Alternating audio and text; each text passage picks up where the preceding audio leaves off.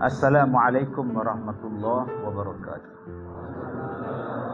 Bismillahirrahmanirrahim. Alhamdulillah wassalatu wassalamu ala Rasulillah wa ala alihi wa ashabihi ajma'in. Terima kasih tuan pengurusi majlis dan seluruh ahli-ahli jawatan kuasa surau Al-Banna, kepada wakil daripada Qaryah Bandar Mutiara, kepada tuan-tuan dan puan-puan, mudah-mudahan dirahmati, diberkati oleh Allah. Berat ni mikrofon depan ni. Penek bongkok dah saya. Terima kasih kepada jawatan kuasa surau Al-Banna kerana sudi mengundang saya. Terima kasih kepada semua yang hadir. Mudah-mudahan ada kebaikan atas kehadiran kita ni. Tadi petang saya di SP Plaza pergi tengok kilang kopi Ala Kazim di SP Plaza MZ Holding depan Balai Polis Trafik Sungai Petani. Wah, insya-Allah mudah. Daripada Ipoh sampai ke Sungai Petani saya tengok rasa macam kenal gambar tepi jalan ni. Rupa gambar saya. Allahu Akbar. Semalam saya di Melaka, pagi tadi saya di sekolah saya, sekarang dengan tuan-tuan. Pagi besok ada 19 buah bas yang akan melawat sekolah saya. Malam besok saya di Pulau Pinang. Hari Ahad saya di Kuala Kangsar. Hari Isnin saya di Tapah. Hari Selasa saya di Labuan. Hari Rabu Labuan. Hari Khamis Labuan. Jadi hari Jumaat di Melaka. Itulah hidup tuan-tuan. Kerja sampailah Abang Jamil. Tuan-tuan yang saya muliakan, Allah Ta'ala berfirman di dalam surah Fatir ayat 29, A'udzubillahi minasyaitonir rajim. Innal ladzina yatluna kitaballah wa aqamus salah wa anfaqu mimma razaqnahum sirran wa alaniyah yarjuna tijaratan lan tabur. Shadaqallahul azim. Innal ladzina yatluna kitaballah, sesungguhnya orang-orang yang membaca Al-Quran, wa aqamus salah, dan orang-orang yang mendirikan salat, wa anfaqu mimma razaqnahum, dan orang yang menafkahkan harta mereka itu sirra wa alaniyah, sama ada diberikan secara sembunyi-sembunyi ataupun secara terang-terangan. Yarjuna tijaratan lan tabur, mereka itu mengharapkan satu perniagaan yang tidak akan merugikan. Surah Fatir ayat 29. Jadi mungkin inilah daripada tajuk yang kita ambil pada malam ni oleh pihak surau, membicarakan perniagaan yang tidak akan rugi, bisnes yang tidak akan rugi. Kalau isteri kita tanya, abang nak ke mana ni? Petang-petang pukul 7 suku nak pergi mana? Nak pergi menega. Menega apa abang? Abang mana ada menega? Aku nak pergi semayang. Semayang tu perniagaan. Abang nak buat apa ni abang? Abang nak baca Quran, nak menega Ustaz. Bila abang start nak menega Quran ni? Dah aku nak baca Quran. Quran ni perniagaan yang takkan rugi, untung 24 jam. Tuan-tuan di surau kita ni, saya tak tahu berapa banyak tabung. Tuan-tuan masuk duit dalam tabung tu, perniagaan yang tak akan bankrupt. Baik, inilah tajuk yang kita nak bincangkan pada malam ini insya-Allah, tentang perniagaan yang tak akan bankrupt. Pekerjaan yang tidak akan rugi, tuan-tuan. Dia akan sentiasa untung. Tuan-tuan yang saya muliakan, selalu orang panggil ustaz-ustaz ni penunggang agama. Ini cari makan ni ustaz ni. Ini bisnes ni ustaz ni. Saya mengaku saya bisnes. Saya mengaku saya berniaga. Niaga apa? Niaga baca Quran, niaga sembahyang, niaga sedekah. Tak tahu kalau tuan-tuan tak berniaga. Sebab Allah sebut dalam ayat ni, orang yang berniaga yang tak akan rugi 3. Tukang baca Quran, tukang sembahyang dan tukang sedekah. Dan kita pun kena jadi orang yang berniaga. Ustaz buat apa ustaz? Bisnes. Bisnes apa? Baca Quran. Ustaz buat apa ustaz? Bisnes. Buat apa? Hafal Quran. Bisnes betul. Ini semua bisnes semua ni. Kadang-kadang masyarakat kita ni tuan-tuan, Tak tahu, dengan agama dia sendiri dia berkira. Dengan orang agama dia berkira. Berkira sungguh tuan-tuan. Artis kalau menyanyi satu lagu 2,000, 5,000, 25,000. Ustaz 200 pun dia kira. Yang nak bagi orang jadi baik tu, ada manfaat tu, RM200 mahal. Ustaz pakai velfire pun dia bising. Ni penunggang agama pakai velfire. Saya boleh tuan-tuan ceramah pergi naik Azia, tak apa. Kalau tuan-tuan sanggup, jom. Hari Selasa saya di Pahang. Rauk, petang rauk, malam mentakap. Pagi besoknya di Danau Kota Kuala Lumpur. Habis Danau Kota balik ke Ipoh. Besok paginya pula patah balik Kuala Lumpur. Habis di Kuala Lumpur, malamnya di Melaka. Habis di Melaka, patah balik ke Ipoh. Besoknya ke Kedah. Kedah tu pula patah balik ke Kuala Lumpur. Besok TV pukul 6.30 pagi. Kalaulah saya pakai Azia, agak-agak dia menjerit kat tengah jalan. Tak apa. Ada pula kata, Ustaz, kami nak jemput Ustaz ceramah di Sabah. Boleh. Tapi tidak ada bayaran Ustaz. Tak apa. Saya bukan minta bayaran. Tak apa. Pergi. Macam mana dengan kapal terbang? Kapal terbang pun tak ada Ustaz. Ustaz, ikhlas lah Ustaz. Tak apa. Nanti saya naik bersikat. Daripada Ipoh, naik bersikat api ke Sabah. Dia ingat Ustaz ni malaikat ke mak tuan? Dia ingat tuan-tuan, ingat saya ni walaupun nama Kazim, tuan-tuan ingat ada tikak Zamzam Al-Kazam ke? Pasir berdengung terbang, pasir dua putih terbang. Tapi untuk yang lain-lain, main bola sepak beratus ribu, tak panggil pula penunggang bola sepak. Yang duk main bola tu, mangah oi, beratus ribu mangah oi. Tak pula dipanggil penunggang bola sepak. Ustaz pakai welfare, penunggang agama. Kepala otak hang. Siapa kata belah Kedah boleh cakap belah otak entah. Tuan-tuan yang saya muliakan. Sebab itu saya seronok tuan-tuan. Bila Jawatankuasa Surau kata, Ustaz, kita nak buat pelancaran dana untuk nak cari buat masjid, oh saya suka. Sebab saya nak bisnes. Saya pun nak menyumbang juga. Saya pun nak berbisnes juga. Bisnes membina masjid termasuk di dalam wa anfaqu mimma razaqnahum. Engkau nafkahkan harta engkau pada jalan Allah, Allah mesti balas balik. Allah akan ganti balik baik di dunia ataupun di akhirat. Dia takkan rugi tuan.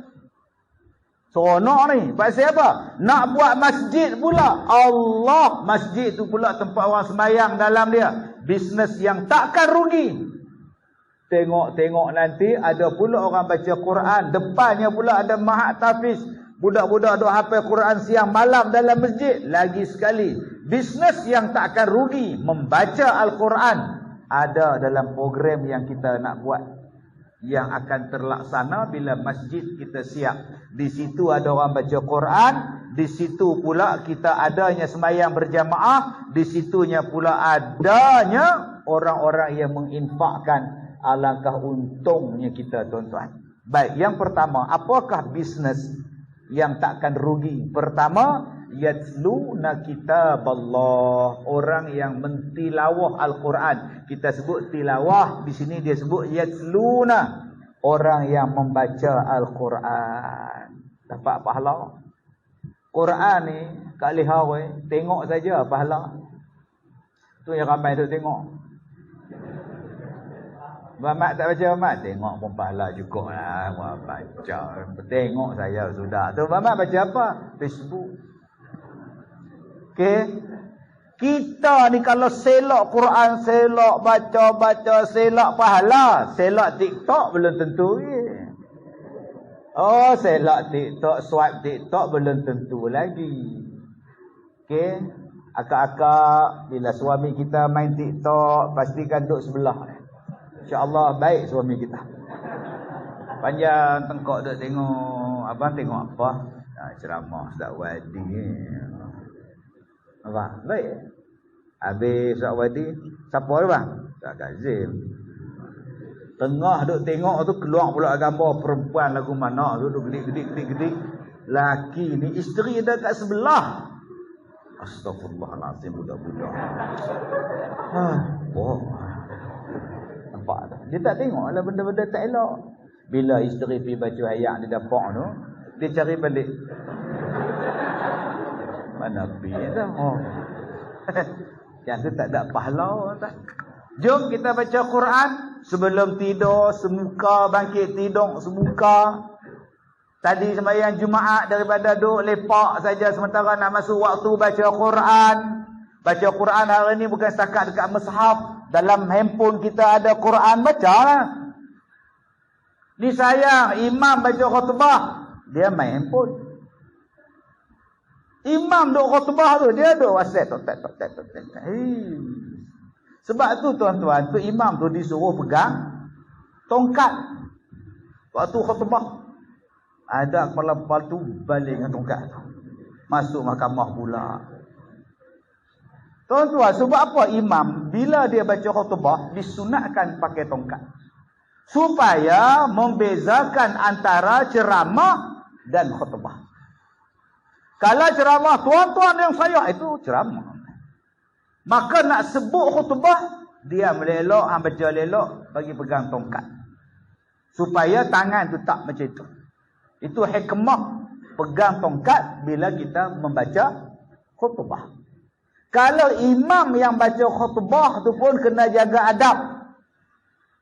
Kalau ceramah boleh gelak tak apa. Khutbah tak boleh buat lawak. Jangan duk buat lawak lah baca khutbah. Dia gelak tu. Wah, itu imam ni. Tak boleh lah. Ceramah tak apa gelak.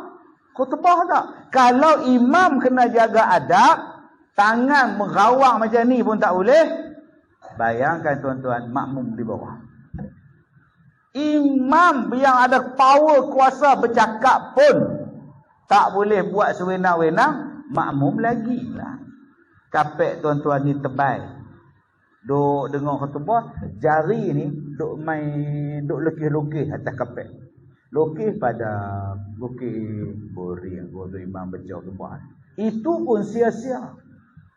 Waktu dengar khutbah, dia bukan boleh duduk macam kita ni, duduk melengkong tengok ustaz. Khutbah semua tengok depan. Waktu dengar khutbah, tengok depan. Dia bukan boleh tengok jalan, duduk tengok siapa. Tak mau. Tak. Ini dah waktu dengar khutbah duduk main.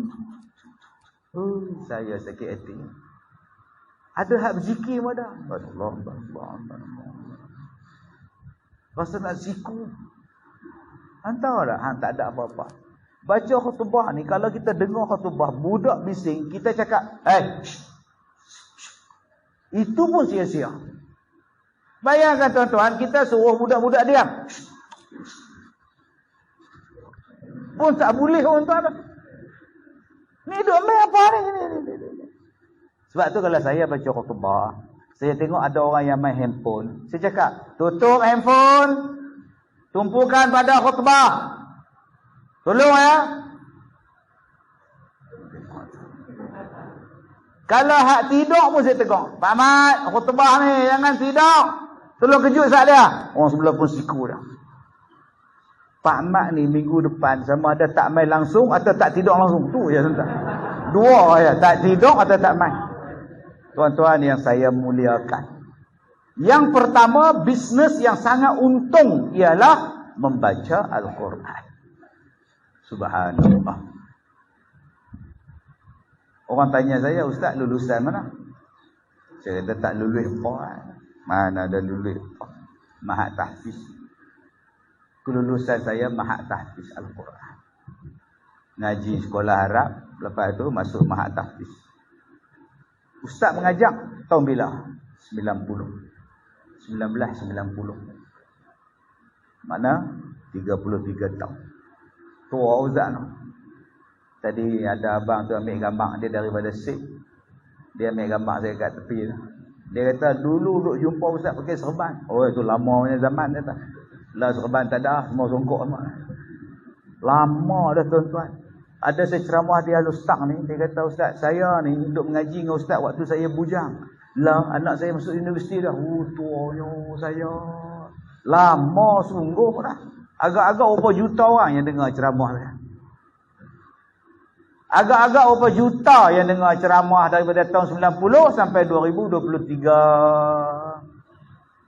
Hak mati pun ramai dah. Yang tengok dalam TikTok, yang tengok dalam Facebook, yang tengok dalam YouTube, yang tengok dalam television, yang tengok live in concert. Allah.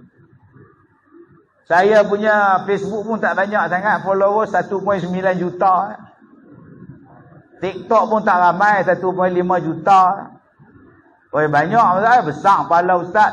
Tak banyak, mana ada banyak. Ceramah Singapura, ceramah Brunei, ceramah Australia, China, Jepun, England saya pergi lah. Jepun saya pergi ceramah. Yang paling seronok ceramah di Jepun, masjid bawah tanah. Tak mana masjid hampa ni aku duk cari bawah tanah Ustaz. Oi, underground dah. Semua tempat saya pergi dah. Allah. Pahala besar Ustaz dah. Saya ni tahfiz. Waktu saya tahfiz, saya dapat sumbangan zakat RM250 sebulan. Daripada duit zakat itulah saya 100 duit poket, 100.5 duit makan. Setiap bulan selama 3 tahun dapat. Dengan sebab itulah mak saya tak payah hantar saya duit, saya pun tak payah buat apa dah, kerja saya mengaji saja tuan-tuan. Berkat daripada mengaji itu, berkat daripada zakat, daripada sedekah tadi tuan-tuan, akhirnya sekarang saya jadi ustaz. Tahu berapa ramai yang ikut kuliah saya? Tak tahu berapa banyak. Maka adakah pahalanya dapat pada saya seorang? Tak. Dapat pada orang yang duk sedekah.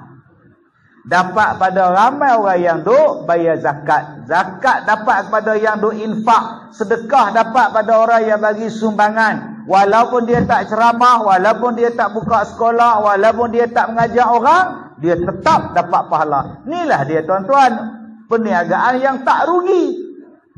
Nama dia apa? Membaca Quran. Kita tak boleh baca Quran. Kalau gitu kita sedekah dekat Mahat Hafiz.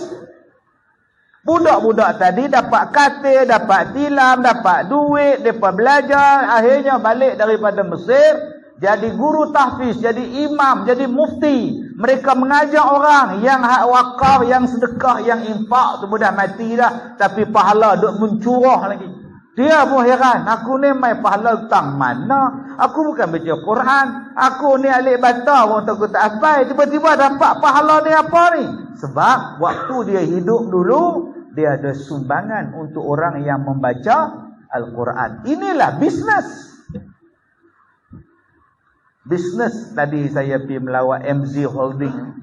MZ Holding ni yang duk buat kopi saya tu. Kopi ala Kazim tu. Sekarang semua ala Kazim je. Filem saya pun Zim ala Kazim.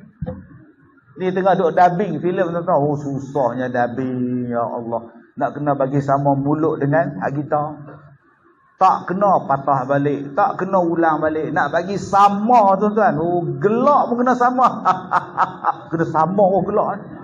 Oh, seksa berlakon ni tuan-tuan. Tambah saya pula jadi jahat. Cara gelak tu lain tuan. Jadi jahat, watak jahat. Tengok anak dara lalu. Oh, lain tuan-tuan. Misai terbaik berlaku. Nantikan filem saya Zim ala Kazim. Tuan-tuan, bila saya pergi tadi, saya tengok Allah. Saya teringin minum susu. Saya teringin minum kopi. Tapi tak boleh nak minum. Sebab saya penyakit. Terlebih manis. Cincin manis nama dia. Saya kata kat dia orang dengan satu doktor, hampa buat kat saya peria katak. Campur dengan susu, campur dengan kopi ke apa. Buat sebenarnya supaya benda tu tak merosakkan saya punya diabetes, saya punya menambahkan bacaan gula. Buat kajian terbaik tu tuan-tuan. Akhirnya tercipta dah. Alhamdulillah. Sekarang ni pergi mana pun ala Kazim. Tuan-tuan tahu tak apa rahsia dia pak? Yang syarikat tu sekarang dah habis dah. SP Plaza. Dulu Ocean lah apa bala semua itu. Lah satu bangunan tu 10 ke 11 tingkat hak bulat tu. Depo semua. Dua tuan-tuan. Pertama, bila mereka masuk dalam surau, tamprin. Semayang Zuhur masuk tamprin. Siapa yang tak buat tamprin, cek. Kenapa hang tak semayang berjemaah? Semua staf 420 orang semayang berjemaah. Nak masuk surau tu pula tamprin. Sebagai tanda hadir. Habis semayang, print lagi sekali. Masya Allah. Sekali lagi ada pula ada cek. Siapa yang tak main semayang? Kak Pi'ah. Kak Pi'ah awak tak main Zuhur? Kak Pi'ah Zuhur. Seminggu lah. Seminggu. Din, hang pun tak main ni? Zuhur. Oi tuan-tuan, kalau lah besok masjid kita buat tamprin main semayang, hebat. Kalau lah sekolah buat tamprin untuk main semayang, mereka buat, Kelang MZ buat. Nombor 2, apa yang mereka buat? Yang hak naik sekarang, mencanak naik MZ ni. Mereka menjadi sahabat zakat negeri Kedah. Mereka adalah pembayar zakat nombor 2 paling tinggi di Kedah. Bayar zakat. Adakah dengan bayar zakat ni jadi miskin, jadi susah? Tak, Allah tambah. Sebab zakat itu membersihkan. Zakat itu adalah barakah. Dia makin tambah. Tambah pula tuan-tuan, kita ni baca Quran. Persoalan dia, hari ni baca Quran berapa jam? Tengok televisyen berapa jam? Ada orang yang kunci jam malam ni. Pasal Ronaldo lawan Cristiano Ronaldo malam ni lawan. Set jam tu bertembung pula dengan Messi tu. Kunci jam. Pasal apa? Minat. La ilaha illallah. Ada orang set jam pukul 3 pagi. Apa abang kunci jam? Abang nak baca Quran. Ada tuan. Tobatlah tuan. Lakum dinukum waliyadin. Yang hang tengok Ronaldo tak ada pahala, yang hang tengok Messi tak ada pahala, hang sanggup bersengkang mata yang baca Quran. Kalau tak boleh baca pun tak apalah tuan-tuan. Buka YouTube, Al-Quran 30 jam. Al-Quran tidak ada henti. Pasang Quran. Ada orang malam-malam pasang lagu romantik, radio. Tengah-tengah malam pasang lagu 80-an. Fiona terciptalah. Sepanjang malam sampai ke subuh. Sak lagu orang putih, semua lagu romantik je. Do we got to say goodbye for the summer, darling, I promise you. Oi. Tapi berapa ramai yang pasang Quran. Bila anak masuk hantu cari ustaz. Tapi Al-Quran jarang diperdengarkan dalam rumah. Maka jadilah rumah dia macam tanah kubur. Sunyi. Tapi ustaz, saya baca Quran tak sedap. Saya tak sedap ustaz. Sedap kan? Kita pasang set karaoke di rumah. Takut jiran sebelah dengar kita duduk karaoke. Usaha pergi beli lapik telur. Pelekat kat dinding. Ni bukan hak telur tu. Dia telur dia tak dengar jiran sebelah. Mana pula lapik dia beli tu dah. Tu minat lagu 60-an tu. Nyanyi dengan isteri dia. Oh Mas Ayu. Dia cantikkan suara dia. Kenapa awak tak cantikkan suara bila baca Quran? Ada yang baca Quran lesen suara dia. Inna a'tayna kal kautsar fasalli li rabbika wanhar inna syani'aka huwal abtar. Berapa umur? 75. 75 baca macam tu lagi. Cantikkan dengungnya, waratilil Qur'ana tartila. Baca dengan waqafnya, baca dengan ibtidaknya, kan seronok. Inna a'tainakal kautsar. Oh, itu sedap sangat ustaz. Tuan-tuan, kita baca Al-Quran dalam bentuk 4. Yang pertama tartil, bacaan yang paling bagus. Kedua nama dia tadwir. Ketiga nama dia hadar. Keempat nama dia tahqiq. Berapa jenis bacaan Quran? Ada 4 jenis. Yang pertama, tartil, paling bagus. Macam mana baca tartil? Innal ladzina kafaru sawa'un 'alaihim a'anzartahum. Itu tartil. Yang nombor 2 dipanggil sebagai bacaan yang tadwir. Yang tuan-tuan duk dengar imam baca tu. Bismillahirrahmanirrahim. Alhamdulillahi rabbil alamin. Ar-Rahmanir-Rahim. Nak kata laju sangat pun tak, nak kata slow sangat pun tak. Itu nama dia tadwir. Jarang imam baca tartil. Yang tu kena bulan Ramadan pukul 12 tarawih. Innal ladzina kafaru sawa. Sudah tuan-tuan. Habis-habis salam tinggal dia seorang mana perempuan ni. Dia akan ambil bacaan tadwir. Yang Imam Mekah dia baca tu tadwir lah. Okey. Ada imam pula dia ambil ulang. Dia ambil, dia pederah ulang balik. Innal ladzina kafaru sawa'un 'alaihim. Sawa. Sudah tuan-tuan, bila nak habis ni Tok Imam oi. Nu hak belakang nu orang mengandung, hak si perempuan, laki-laki boroi pun ada, hak gauk pun ada. Hampir 2 ulang masuk balik, patah ulang masuk balik. Bila nak rukuk? Sebab tu dia ambil bacaan tadwir. Ada pula bacaan yang dipanggil sebagai had. Bacaan hadar nama dia. Ya ni jenis orang yang nak hafal Quran. Orang nak hafal Quran dia baca laju. Alif lam mim shad kitabun unzila ilaika fala yakun fi sadrika harajun min litunzira bihi wa zikra lil mu'minin ittabi'u ma unzila ilaikum min rabbikum wa la tattabi'u min dunihi. Lajunya dia baca. Ustaz hak baca kat Indo tu ustaz yang laju tarawih. Hak tu tak tahu jenis apa. Jenis apa lah. Allah amin ahad assalamualaikum Allah amin ahad. 10 minit habis. Astagfirullahalazim. Nasib baik ahad tu kita tahu tak qul huwallah.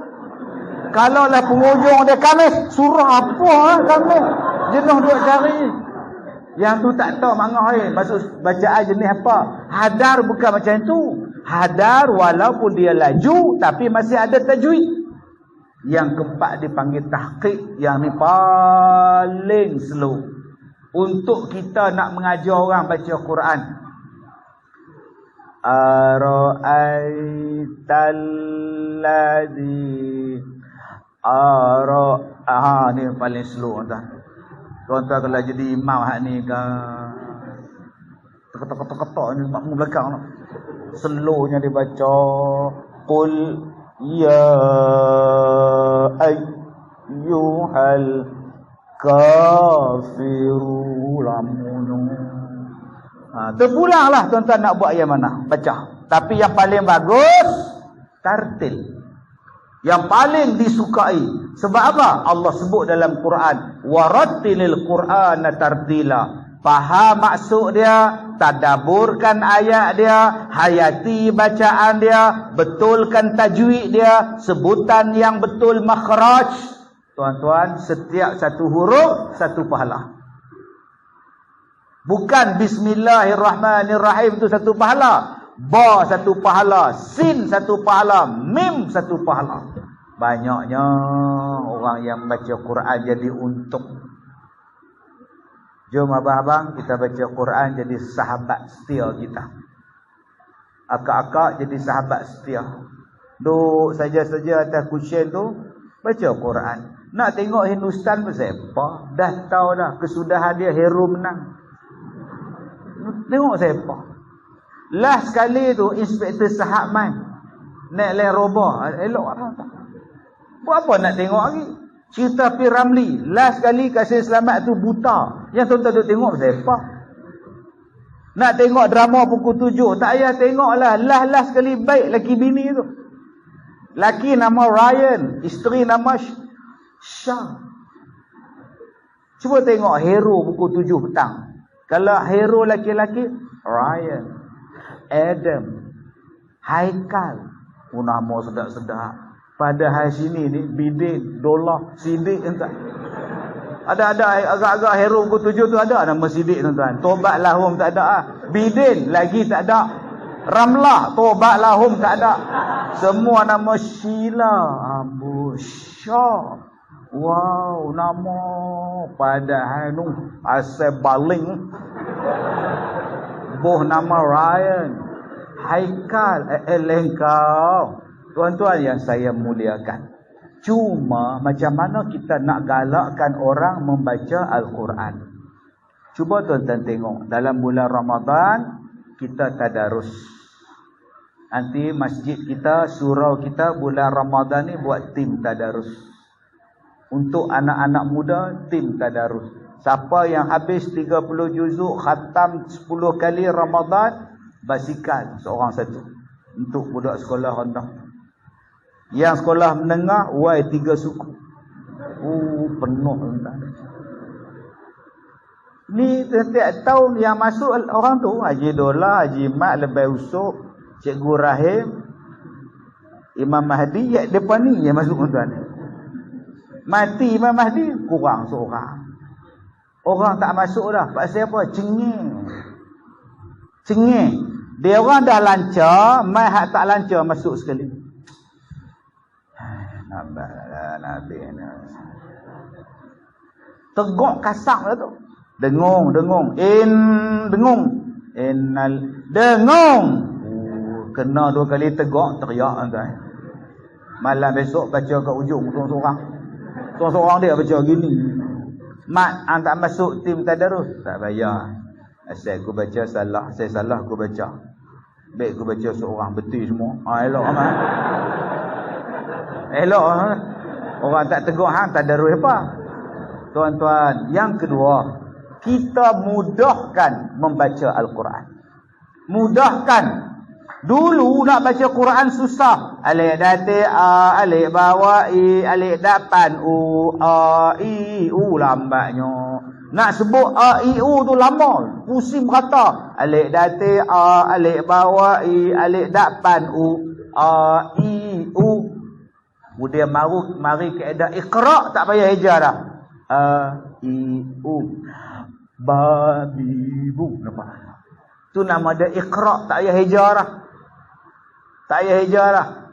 Sebab tu akak-akak yang mana nak baca Iqra, kena baca betul-betul. 3 bulan insya-Allah boleh baca Quran.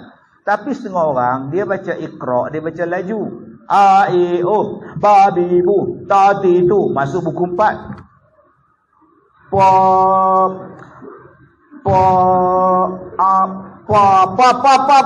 Sudah santai. Sebab tu nak baca Iqra dia tak boleh laju bang. I u ka ta ba fa la, bila ada alif fa la ka ta ba. Ni nak tunjuk kata pandai. Pa Allah ka ta ba, masuk buku 6 sadaqallah. Kaedah tu kena ada. Bukan boleh main baca ya. Dia kaedah tu. Saya di antara orang yang paling awal sekali belajar kaedah Iqra tahun 93. Waktu pengasas dia masih hidup lagi. Nama dia As'ad Umam, nama dia orang Indonesia. Bila saya buat kepada anak-anak murid saya, memang tuan-tuan yang tak reti baca Quran boleh baca Quran sebab senang. Sekarang Al-Quran lagi mudah. Yang ini warna merah jangan dengung, yang warna hijau dengung, yang ni panjang 4 harakat, yang ni panjang 2 harakat. Dia dah warna-warni dah. Lagi mudah Al-Quran sekarang tuan-tuan. Dia ada pen. Letak je pen tu, tekan, dia kena keluar suara. Pen tu akan bunyi suara. Innalladzina pen keluar suara, kita ikut saja. Punya senang, dia ikut, kita ikut dia baca tu. Lah kita tak ikut, pen seorang baca. Malas baca.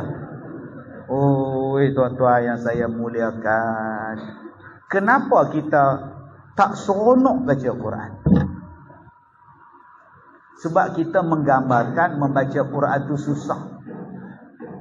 Kita menggambarkan baca Quran tu susah. Sebab tu orang tak mau. Nak tengok TikTok senang. Nak tengok Facebook senang. Nak tengok video senang. Nak tengok televisyen senang. Nak baca Quran susahnya. Tegang orang ni. Tegang orang. Alhamdulillah. Susah. Belum dia tarik lagi. Dia tarik tu. Wa huwallahu. Seksanya baca Quran. Lama-lama tak baca. Tu yang main TikTok senang. Saya seronok bila orang tadarus Al-Quran. Saya seronok bila orang taranum Quran. Bagus. Dia mencantikkan bacaan Quran. Nama dia taranum. Lagu Nahwan, lagu Bayati, lagu Sabah, lagu Rash. Silakan.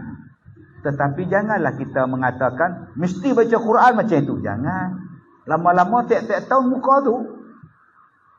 Bila sekolah rendah buat tadarus Quran, taranum. Ustazah tengok, adik pian. Daripada darjah 3 sampai darjah 6. Kita ada wakil dah, adik pian.